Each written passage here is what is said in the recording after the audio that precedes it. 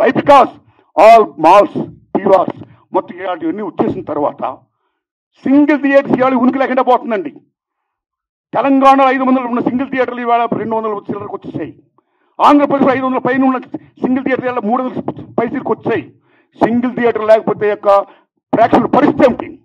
ఇవాళ మాల్స్లోని ఆటల్లోని ఇటువంటి సోకాడు థియేటర్స్లో రేట్స్ ఎంత ఉన్నాయి? ఇవాళ ఎంత పీపచ్చని రేట్స్. ఆడికి వెళ్ళి ఏదైనా పాప్కార్న్ తింటేనే 500 రూపాయల, డ్రింక్ 200 రూపాయల, టికెట్ మొత్తం 200, 300 ఇలాగ అనుకుంటే సగటు ప్రేక్షకుడు ఎక్కడ సినిమా చూడగలుగుతాడు? ఏ రకంగా వెళ్ళగలుగుతాడు? ఇవాళ భారతదేశంలో సినిమా పరిశ్రమ అనేది సామాన్యుడికి వినోదం. అలాంటి వినోదాన్ని సగటు మనిషికి దూరం చేస్తుంది ఇవాళ బికాస్ ఆఫ్ దీస్ పాలసీస్. కాబట్టి సింగిల్ థియేటర్ బతికించుకోవాలి, దానికి పర్సెంటేజ్ సిస్టమ్ కావాలి. ఈ పర్సెంటేజ్ సిస్టమ్ అనేది ఇప్పుడు నుంచి కాదండి. నేను ఎందుకు ప్రశ్న పెట్టానంటే since 25 years the issue is going on. ఈ పర్సెంటేజ్ కావాలని కోరిన వాళ్ళు మేము కూడా ఒకటి, నేను కూడా ఒకనండి. ఆ రోజుల్లో మీరు నమ్మని మిత్రులలో కిఎల్ నాన్నగారు ఉన్నప్పుడే ప్రొడ్యూసర్ కౌన్సిల్ అధ్యక్షుడిగా మేము విజ్ఞప్తి చేశాం. కాలా సి కళ్యాణ్ గారు ఉన్నప్పుడు విజ్ఞప్తి చేశాం. కాలా కిరణ్ గారు ఉన్నప్పుడు విజ్ఞప్తి చేశాం. కాలా అలాంటి దశలో మీరు నమ్మండి, ఇదే ఫిల్మ్ ఛాంబర్ ముందు టెంటలు వేశాం.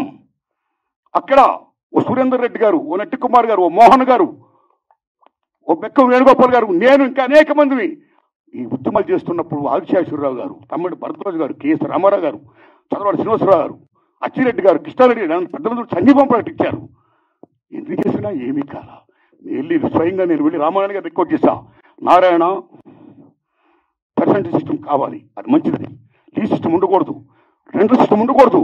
నేను స్పీరియస్తో మాట్లాడతాను, I am with you, I am with that moment అన్నాడు రామారాయణ గారు. మహానుభావుడు కీర్చేసి అయ్యారు.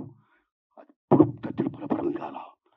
ఆ తర్వాత అల్లు అరవింద్ గారిని రిక్వెస్ట్ చేశాం, నారాయణమూర్తి అందరం కలిసి చర్చించుకున్న విషయం మీద ఏది మంచిగా చేద్దాం అన్నాడు ఆయన. కానీ మంచి అనే పర్సెంటేజ్ జరగల. మళ్ళీ సునీల్ నారాయణ గారిని రిక్వెస్ట్ చేశాం, అందరూ ఏం చెప్తా అదే మేము చేస్తామన్నాడు ఆయన. కానీ ఇది మంచి జరగల, పర్సెంట్ సిస్టమ్ ఇంప్లిమెంట్ కాలా. దిల్ రాజు గారిని రిక్వెస్ట్ చేశాం, నిజంగా దిల్ రాజు గారు నేను పర్సెంట్ సిస్టమ్కి యాక్సెప్ట్ అన్నాడు ఆయన ఆ డేస్లో. కానీ ఫలప్రదం కాలా. ఆ టైంలో అప్పుడు ఇండస్ట్రీ పెద్ద మహానుభావుడు మా గురువు దాసనారాయణ ఇంట్లో మా గురువు గారు కేఎస్ రామారావు గారు, తమ్ముడు భరద్వాజ్ గారు, నేను, సి కళ్యాణ్ గారు అందరం మీట్ అయ్యాం. మీట్ అయిన తర్వాత V N R Nageswara Rao distributor from Telangana, percentage system కావాలి, ఏ సిస్టమ్ కావాలి, ఆక్యుపేషన్ పర్సెంటేజ్ కావాలని కొందరు, 50-50 కావాలని కొందరు, ఇలా రకరకాల మాడుతున్నప్పుడు ఇది తప్పకుండా తేలుతాం.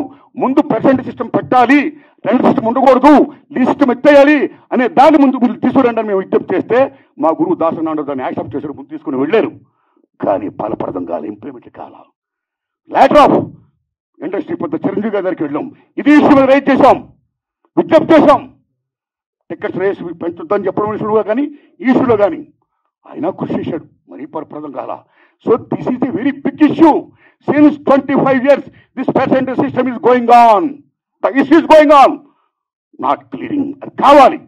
అలాంటిది ఇవాళ పర్సెంటేజ్ సిస్టమ్ కొలుపుకొచ్చే దశలో హరిహరి వీరమ్మలకి దీనికి ఒక లింకప్ పెట్టి ఏం సంబంధం అండి? ఏమీ సంబంధం లేదు. ఈ రకంగా దాన్ని ఇచ్చేస్తారని చెప్పి ఈ పర్సెంటేజ్ సిస్టమ్ అనే ఇష్యూని పక్క తోసేసేసి హరిహరి వీరమ్మను ఫోకస్ చేయడం అంటే ఎంత దూరం ఉండేది? అది కరెక్ట్ కాదండి. అందుకని నేను మనస్ఫూర్తిగా ఇది ఫీల్ అయ్యే నేను చెప్పడం కోసమే నేను విజ్ఞప్తి చెప్తూ పవన్ కళ్యాణ్ గారు విజ్ఞప్తి చేస్తున్నా, నేను చంద్రబాబు నాయుడు గారిని విజ్ఞప్తి చేస్తున్నా, దుర్గేష్ గారు విజ్ఞప్తి చేస్తున్నా. పవన్ కళ్యాణ్ గారు మాట చెప్పారు, ఇండస్ట్రీ వారు వచ్చి గవర్నమెంట్ ఏర్పడ్డ వెంటనే వచ్చి పలకరించవచ్చు కదా, మర్యాద పూర్వక కలవచ్చు కదా అన్నారు. శభాష్, కలవాలి రాజులు, మీరు కలుస్తాం. కానీ ఒక విజ్ఞప్తి చేస్తున్నాం, పూర్వకాలంలో రాజుల దగ్గరికి ఏదైనా ప్రజలకు సమస్య వచ్చినప్పుడు ధర్మగంట కొడితే లోపలికి వెళ్ళేవారు. దాని బిఫోరే రాజులే ప్రజల దగ్గరికి వెళ్ళేవాడు, రక్తబండ పెట్టేవారు. మీ ప్రజలకు ఏ సమస్య రండి చెప్పండి అని అడిగేవాడైనా, అక్కడక్కడిగా తీర్పులు చెప్పేవాడు, సాల్వ్ చేసేవాడు, ప్రజలకు మేలు చేసేవాడైనా. ఇదిగో మా ఊరికి చెరువు కావాలి, మా ఊరికి విద్య కావాలి, మా ఊరికి వైద్యం కావాలి, లైక్ దిస్. అలాగా మీ మినిస్టర్లు కూడా అయిన వెంటనే ఇండస్ట్రీని పిలిచి రండి, మీకేం సమస్యలు ఉన్నాయి, నేనేం చేయాలి, మేమేం చేయాలి అని చెప్తే మేము కూడా ఎంత ఆనందపడేవాళ్ళం అండి. మేము మీ బిడ్డలు అండి, చిల్డ్రన్ ఆఫ్ ది స్టేట్. మేము మీకు ఓట్లు వేసిన వాళ్ళమి, మిమ్మల్ని లెక్కించిన వాళ్ళమి, మీ బిడ్డలు మేము. You must be respect the people the same time you must respect the government. Vice versa. So my humble request, దయించి పర్సెంటేజ్ సిస్టమ్ పక్కకి పెట్టేయకుండా, పర్సెంటేజ్ సిస్టమ్ అనేది మెయిన్ ఇష్యూ కాబట్టి. ఎందుకంటే ఆల్ మాల్స్ ఇవాళ ఆక్యుపై చేసి 50% దే ఆర్ టేకింగ్. కార్పొరేట్ సెటప్తో కూడుకుని ప్రైవేట్ సంస్థలు ఏమైతే ఉన్నాయో ఆ కార్పొరేట్స్ అందరూ కూడా వాళ్ళు they are getting 50%. But single థియేటర్కి ఏమైంది? సింగిల్ థియేటర్ అందరూ మనవాళ్ళు, ఎక్కడోళ్ళు, ఒక ఫ్యాషన్తో కట్టుకున్నవాళ్ళు, ఈ తల్లిని నమ్ముకున్నవాళ్ళు. సినిమా అంటేనే తల్లి తండ్రి నిర్మాత తీసేవాడు, చూసేవాడు, ప్రేక్షకుడు దేవుడు, ఇద్దరికి మధ్య సందాలుగా చూపించే తల్లి సినిమా. సినిమా హాల్ ఓ దేవాలయం. ఆ దేవాలయాలు బాగుండాలి. ఇవాళ ఎన్ని దేవాలయాలు కళ్యాణ మండపాలు అయిపోతున్నాయి, ఎన్ని దేవాలయాలు మూసిపడిపోతున్నాయి. Because this is system. కాబట్టి మల్టిపుల్ నేషన్స్, ఈ ప్రైవేట్ కంపెనీస్, ఈ కార్పొరేట్స్ అందరూ వచ్చేసిన తర్వాత చిన్న చేపను పెద్ద చేప, చిన్నమాయని పెదమాయాన్ని బెంగళ నాగేంద్ర మాయాబజార్ చెప్పినట్టు ఇవాళ they are occupying they like octopus. కాబట్టి చిన్న నిర్మాతని బతికించుకోవాలి, సింగిల్ థియేటర్ని బతికించుకోవాలి. The same time percentage system ఉంటేనే ఇద్దరు బాగుంటారు. కాబట్టి ఈ దశలో పవన్ కళ్యాణ్ గారు నేను విజ్ఞప్తి చేస్తున్నా, పర్సెంటేజ్ సిస్టమ్ ఉంచండి సార్, దాన్ని ఫుల్ఫిల్ చేయించండి సార్. అది ఎలా చేస్తే బాగుంటుందో ఆలోచించి దానికోసం మీటింగ్ పెట్టి సక్సెస్ చేయించండి సార్. ఈ దశలో producer council and film chamber నేను విజ్ఞప్తి చేస్తున్నాం. ఆల్రెడీ మీరు విశాఖపట్నంలో మీటింగ్ అయ్యారు. ఏ మీటింగ్ చేసుకున్నా సరే 25,000 బట్టి రావణ కాష్టంలా కాలుతున్న ఏ పర్సెంటేజ్ సిస్టమ్ అయితే ఉందో దాన్ని మీరు మళ్ళీ పక్కకి దోసేయకుండా, ఏదేదో దాన్ని అడ్డం పెట్టి దాన్ని మళ్ళీ అడ్రస్ లేకుండా చేయకుండా ఆ పర్సెంటేజ్ సిస్టమ్ విషయంలో కొలిక్కొచ్చి ఇంప్లిమెంట్ చేసి సగటు నిర్మాతను బ్రతికించండి. అప్పుడే మా సినిమా చూస్తారు జనం, లేకపోతే ఓటీలు చూస్తారండి. ఇవాళ మాలాంటి సినిమాలు చూడాలంటే జనం రావాలి. జనం రావాలంటే బడుగు బలహీన వర్గాలు రావాలంటే ఎక్కడ వస్తారండి? వాళ్ళ కొద్ది డబ్బులు పెట్టి ద కాంట్ కమ్. ఆ ఓటీలు వస్తుంది చూద్దాంలే. ఎన్ని సినిమాలు ఇవాళ బాగా ఆడుతున్నాయండి? పర్సెంటేజ్ సిస్టమ్ ఎంత తగ్గిపోయిందండి. కాబట్టి సినిమా పథకాలన్నా, సగటు నిర్మాత పథకాలన్నా 80% ఆఫ్ ఇండస్ట్రీ పథకాలన్నా మనుగడ ఉండాలి. సరే, పర్సెంటేజ్ సిస్టమ్ కావాలి. ఆ సిస్టమ్ కోసం పెద్దలందరూ కృషి చేయాలి. Film chamber and producer council ఆ విషయంలో నిర్ణయం తీసుకోవాలి. గవర్నమెంట్ మనం కలాలి. అపాయింట్మెంట్ మీరు వెళ్ళండి, కలవండి, మన డిమాండ్ చెప్పండి, పర్సెంటేజ్ సిస్టమ్ కావాలి, ఇంప్లిమెంట్ చేయండి అని విజ్ఞప్తి చేయండి. అదే నా విజ్ఞప్తిగా భావిస్తూ, రేట్లు చాలా ఇంపార్టెంట్ అండి. మీరు నమ్మండి, భారతదేశంలో 1961 తర్వాత థియేటర్లో ఏ రేట్లు పెట్టాలి, ఎలా పెట్టాలి, భారతీయుల యొక్క తలసరి ఆదాయాన్ని బట్టి, జీవన ప్రమాణాలను బట్టి రేట్లు నిర్ణయించినప్పుడు గవర్నమెంట్ ఒక కంపెనీ వేసి ఓ నేల, ఓ బెంచి, ఓ కుర్చీ, ఓ బాల్కనీలై తరగతులు సృష్టించింది. ఈవేళ నేల లేదు, బెంచీ లేదు, ఒకటే క్లాసు లేకపోతే 2 క్లాసులు, మొత్తం థియేటర్స్ మొత్తం ఆ రకంగా చేసేసారు. ఓకే, ఇక రేట్లు అనేది ఏమవుతున్నాయో సిస్టమ్ ప్రకారం గవర్నమెంట్ ఏదైనా ఒక రేటు పెడితే ఆ రేట్ని అందరూ కూడా హానర్ చేయాలి. అలాగ హానర్ చేయకుండా ఈ మధ్య కాలంలో చాలామంది భారీ చిత్రాలు తీసే నిర్మాతలు వాళ్ళు ఓ వేల కోట్లు పెడుతున్నారు. ఓకే, హ్యాట్సప్, సెల్యూట్, కేపబిలిటీ ఉంది, పెడుతున్నారు, మనం గర్విస్తున్నాం, సంతోషమే.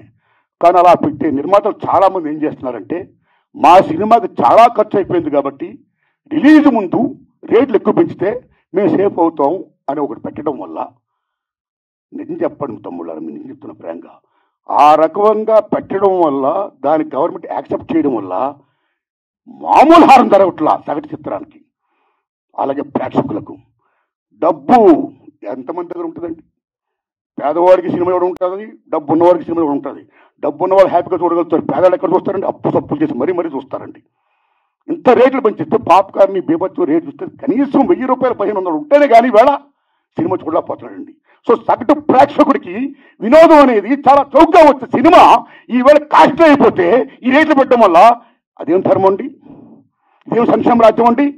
What are respecting the system of the government. ఒక రేట్లు పెడితే ఎవరికైనా రేట్లు అలాగే హానర్ చేయాలి. వై? బికాస్ మీరు భారీ బడ్జెట్లు పెడుతున్నారు, పెట్టుకోండి, మీరు గొప్పగా తీస్తున్నారు, తీయండి, మేము గర్విస్తున్నాం. ప్రేక్షకుడికి ఎన్ని ఎందుకంటే సినిమా బాగుందో లేదా, దట్స్ ఆల్. సినిమా బాగుంటే చూస్తాడు, చూడడం. రేట్లు పెట్టడం పెట్టకపోవడం అనేది మీ ఇంట్రెస్ట్ పడి ఉంటుంది. భారీ సినిమాలు తీస్తున్నారు, ఓకే, సెల్యూట్. దాన్ని వాళ్ళ మీద రుద్దకూడదు. బాగుంటే ఆ డబ్బులు వాళ్ళు ఏం పెడుతున్నారు, ఆ డబ్బుతో మీరు కోట్లు సంపాదించవచ్చు. ఉదాహరణ, హాలీవుడ్లో 10 కమాండ్మెంట్స్ సిసిల్ పెట్టి ఇమ్యూనిటీ తీశాడైనా, మామూలు బడ్జెట్ వేలాది కోట్ల సినిమా తీశాడైనా. అండ్ బిహార్ వేలాది కోట్లు పెట్టి తీశారు ఆ సినిమాలు. మీరు నమ్మండి, 2 సినిమాలు కూడా బీభత్సమైన hits and gone with the wind. ఆ సినిమాలకు ఆ రోజుల్లో కోట్లు ఖర్చు అయితే మళ్ళా కోట్లు చేసి మీరు నమ్ముతారా తమ్ముళ్ళారా, గూడ్స్ బళ్ళల్లో డబ్బులు తీసుకొని వెళ్ళేవారు. అదే రేట్లు. మేము 10 కమాండ్మెంట్ తీసాం, మేము బెన్హార్ తీసాం, చాలా ఖర్చు పెట్టాం, కాబట్టి రేట్లు పెంచండి అని అడగలా. కమ్ టు హిందీ ఫీల్డ్, కేఎస్ఎఫ్ మొగలేదాం అని జీపీ సిప్ గారు షోలే మామూలు సినిమాలో మొగలేదాం మీరు నమ్మండి 9 years తీసాడైనా. అప్పు సప్పు చేసి మొత్తం బీపత్తి, మామూలు బడ్జెట్ కాదు. ఆ సినిమా రిలీజ్ అయ్యే ముందు నేను చాలా అప్పు సప్పులు అయిపోయాను, 9 years కొట్టింది, చాలా కోట్లు పడేశాను, నాకు రేట్లు పెంచండి అని కేఎస్ఎఫ్ గారు అడగలా. సిస్టమ్, ఈ రెస్పెక్టెడ్ సిస్టమ్. ఏం రేట్లు ఆ రేట్లో సినిమా రిలీజ్ చేశాడైనా. మీరు నమ్మండి, సినిమా బీపత్సని హిట్. నమ్ముతారా తమ్ముళ్ళరా? బెన్హార్ అండ్ 10 కమాండ్మెంట్స్ గూడ్స్ బళ్ళల్లో డబ్బులు లాభాలు తీసుకుని వెళ్తే లారీల్లో లాభాలు తీసుకుని వెళ్ళాడు కేఎస్ఎఫ్ గారు. మొగలైజాం అంటే సినిమా బాగుంటే లాభాలు వస్తాయి, మీరు ఎన్ని కోట్లని పెట్టండి. So come to Telugu field. Lava Kusa Shankar Reddy garu తీశారు, 5 ఏళ్ళు పట్టింది, నాకు 5 ఏళ్ళు పట్టింది, నాకు చాలా ఖర్చు అయిపోయింది అని శంకర్ రెడ్డి రేట్లు పెంచుకుని అడగలా. సినిమా రిలీజ్ అయింది, మీరు నమ్ముతారా? 5 years పైన సినిమా. ఇప్పుడు దాకా లవ్ కుశ మిత్ర హిట్లే తెలుగు సినిమా ఇండస్ట్రీలో. ఆయన అడగలా డబ్బులు, రేట్లు పెంచుకుని అడగలా. ఏ రేట్లు ఉన్నాయో ఆ రేట్లోనే ఆయన సినిమా రిలీజ్ చేశాడు. మీరు నమ్ముతారా తమ్ముళ్ళరా? ట్రక్కుల్లో లాభాలు వచ్చాయి, బళ్ళల్లో డబ్బులు వచ్చాయి. షోలే జీపీసీ గారు అడగలా, ట్రక్కుల లాభాలు తీసుకున్నాడు ఆయన. కాబట్టి సినిమా బాగుంటే జనం వస్తారండి. మీరు ఇలా రేట్లు పెంచేసుకుంటా ఒక 1 week ఇలా చేసేసి మళ్ళీ మానేస్తా థియేటర్. నేను ఆటో మీద ట్రావెల్ చేస్తున్నప్పుడు, తమ్ముడు మన సినిమా చూసేవా, అలా తమ్ముడు ఏ సినిమా చూసామంటే సినిమా చూడాలి ఉందండి, కానీ చాలా రేట్లు పెట్టేశారండి ఫస్ట్ వీక్. నా ఫేవరెట్ యాక్టరే కానీ డబ్బులు లేవు, అప్పు చేయాలంటే కష్టంగా ఉంది, చూడలేకపోతున్నానండి. ఆ రకంగా ఎంత డ్యామేజ్ అవుతుందంటే సినిమాకి. ఇప్పుడు ఎందుకంటే రేట్లు పెంచుతారు? ఒక నామ్స్ ఉన్నాయి. You must respect the norms, you must respect the system. And అన్నింటి మించి సంక్షేమ రాజ్యం ఉంది. ఏ సగటు ప్రేక్షకుడు ఉన్నాడో ఆ సగటు ప్రేక్షకుడు భారతదేశంలో సినిమాయే వినోదం. ఆ వినోదం దూరం చేయకండి ఈ రకంగా పెట్టి. సో దిస్ ఈజ్ ఒక మాల్ ప్రాక్టీస్. ఒక రకంగా చెప్పాలంటే దిస్ ఈజ్ నేను నమ్మని తమ్ముళ్ళరా, ఈ భారీ చిత్రాలు చేస్తున్న నిర్మాతలు, government is doing a black marketing in the name of raising the rates. Correct కాదు. అలా పెంచకుండా అందరికి ఒకలా సిస్టమ్ పెట్టి సగటుని మాత్రం బతికించి పెర్సెంట్ సిస్టమ్ కాపాడండి. అది వచ్చేటట్టు చెయ్యండి. ఆ రకంగా మీరు అందరూ పెద్దలందరూ కూర్చొని మాట్లాడుకొని మేలు చేయండి. ఇది నా విజ్ఞప్తి. Thanks a lot. ధన్యవాదాలు అండి మీకు. Thanks a lot.